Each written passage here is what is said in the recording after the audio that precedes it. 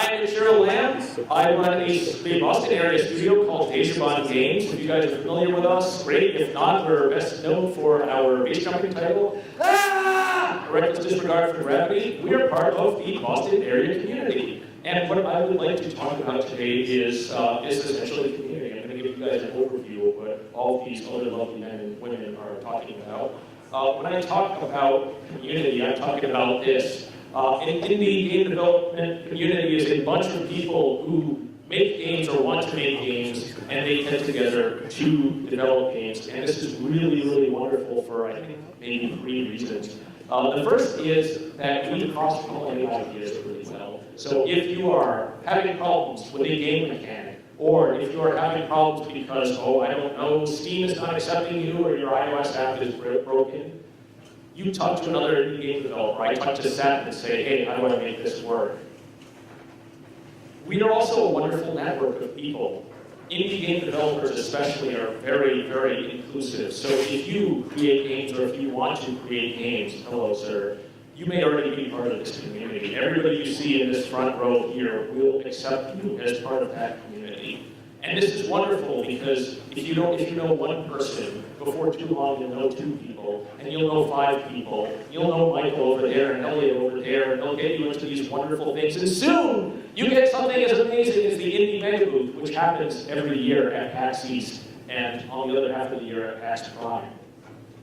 And then finally,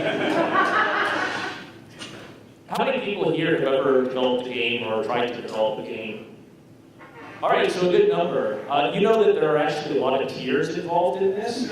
So when your game crashes because you run out of memory, or when you're on green light and you can't just quite get to Steam acceptance, or when your iOS app makes $30 and that's because your mom bought 30 copies of it, that's what we're here for. We're here for the hosts. Do we have any old-timers in the audience who remember bulletin board systems and 1200 baud modems? Okay, I see Philip over there. Oh, Sean, okay, great. Community, people love forming communities. So communities have existed since the dawn of time for indie game developers. Nowadays, it's a little more advanced. So you can see, thanks to your webcam, your indie developer friend. But the great thing about Boston, Massachusetts is that we have so many people here who want to form communities. We have Boston Indies, right? Michael Carrier here is one of the 3 heads of Boston Indies, and you can come to that event every month, and you are surrounded by dozens or hundreds of fellow game developers. Boston Postmortem, which happens in Waltham, is a broader game development group. Indie Game Collective is something that, Michael, you're just pretty much the focus of my talk here. Michael started the Indie Game Collective, which is 12 independent game developers under one roof. So every day we go to work and we are under one roof and we thank our lucky stars that we can talk about game dev. Boston Fig, if you don't know what this is, you're in the wrong place. But it is another great example of it. Indies like to have fun.